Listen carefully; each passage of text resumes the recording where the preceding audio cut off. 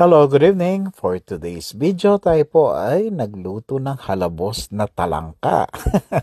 Ayan po ay masarap dun sa tinernong inihaw kong isda dyan. So, napakasarap sa mainit na kanin yan. Plus yung kalamansi, patis, and then kukunin mo yung pinakaaligi ng ating talangka.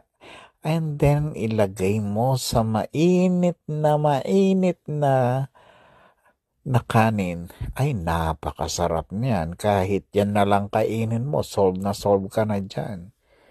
So, ang kinakain lang po dyan, yung pong aligi. Parang, yun ang malasa dyan. Kasi yung mga sipit dyan halos wala ka nang makain So, yun lang talagang aligi ng ating talangka. So tara po, kain na po tayo at napakasarap niyan, promise. Yan po ay halabos na talangka. So yan. Ayan, nakita nyo naman talaga nagmamantika.